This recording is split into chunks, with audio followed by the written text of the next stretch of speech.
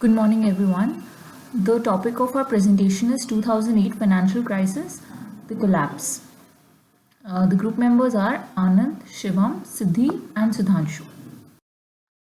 To know from where did 2008 financial crisis started, we need to see the adverse effect of 9/11 attack on World Trade Center. Whenever people panic, they stop investing money, because of which interest rate was roaming somewhere around 1% in 2001. Low interest rate in a bank diverted users to keep their money out and invest somewhere else where they can earn more money. Real estate was one of the promising fields where they identified and people started investing money. When people stop investing money in a share market and they started investing their money in a real estate, this led to boom in real estate. So people started going to bank for a housing loans. Bank started giving loans. Before bank gives housing loans, they check for credit score if the customer can repay the amount. Credit score is reviewed by agencies such as Moody. There were many loans which were sanctioned to individuals who do not qualify for the prime rate. These loans are known as subprime loans. As the real estate was on a boom, a lot of banks' money started coming out on these housing loans. This led to shortage of money. To raise more money, banks started selling these housing loans as a bond to investment bank. Investment bank thought it will be good option to buy these bonds and sell these as a different option to investor, which will create demand for it. Investment bank bought these bonds from bank and started selling to investors such as a CDO, collateralized debt obligations. Intrinsic value of these CDO were coming from a real estate, which people thought as a safe option to invest in. As the demand increased, price increased. People started earning money at each level. Investors who bought CDO, they were skeptical about this. They thought one day CDO might default. So they started seeking insurance on this CDO. Majority of CDO was insured by AIG and it was named as CDS, Credit Default Swaps. AIG was biggest insurance provider in USA. CDS used to be loan on CDO. That means if someone defaults on a home loan, bank will suffer. This will lead to lower value of CDO, which will ultimately harm investor who has bought CDO. This money will be given by AIG as it was insured by them. So people thought as an opportunity to buy this CDS. It was not necessary to buy CDO before buying CDS. First burst started when interest rate started increasing. Greater interest rate led to rise in EMI. People found difficult to pay these housing loans and they started defaulting. As banks were unable to find their money, they started selling those houses on which loans were sanctioned. Loans were high in a number, so they started auctioning of these houses.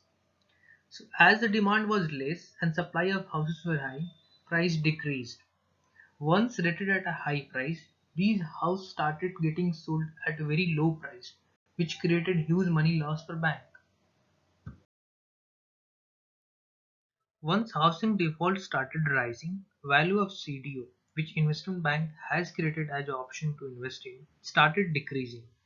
Investors were directly affected by it, and they started asking refund from insurance company AIG. AIG had a huge liability as defaulted CDO were high in number. This event triggered to bankruptcy of AIG. AIG was not the only entity who had huge losses in this chain. Investment banking were too. People defaulted on housing loans and nobody was buying CDO. CDO were high in number. These CDO were bought by investment bank from bank. Bank received their money from investment bank, but investment bank hasn't received money there yet. Their money was dependent on selling of CDO. This led to fall of Lehman Brothers in 2008. Lehman Brothers were one of the biggest investment bank. Fall of Lehman Brothers initiated Great Depression of 2008. Now, what happened next? So, the US government rolled a series of bailouts to help prevent the US economy from falling into depression. So, Bear Stearns was first. In April of 2008, the US government, through the Federal Reserve Bank of New York, rescued Bear Stearns by lending $29 billion to JP Morgan Chase to buy the financially troubled firm. $200 billion were committed to save Fannie Mae and Freddie Mac, the two giant mortgage lenders, from collapse. The federal government seized control of these enterprises and guaranteed $100 billion in cash credits to each of them to prevent their bankruptcies.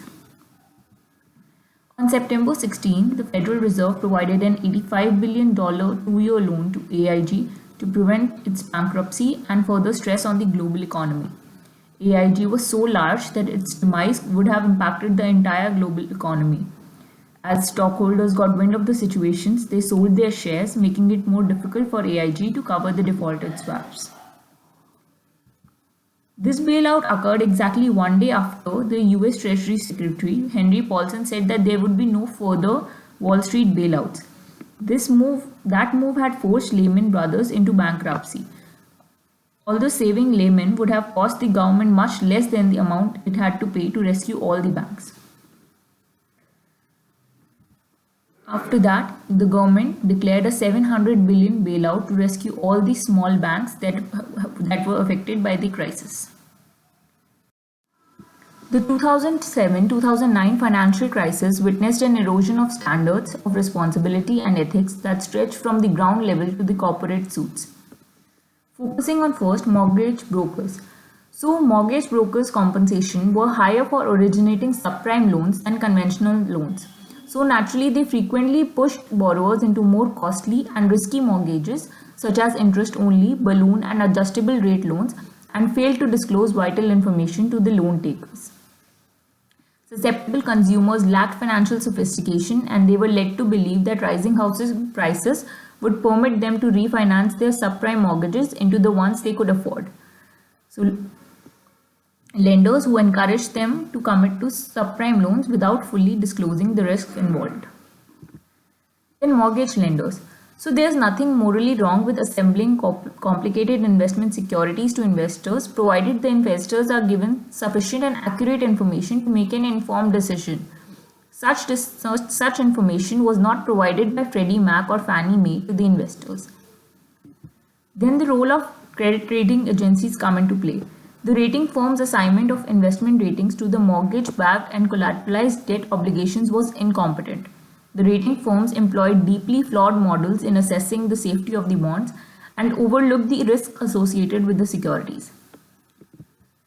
In the role of regulators, the SEC contributed to the financial crisis because it permitted the issuance of more than $2 trillion in mortgage-backed securities and close to $700 billion of collateralized debt obligations with lax or no oversight, and thus a regulator's role was not fulfilled.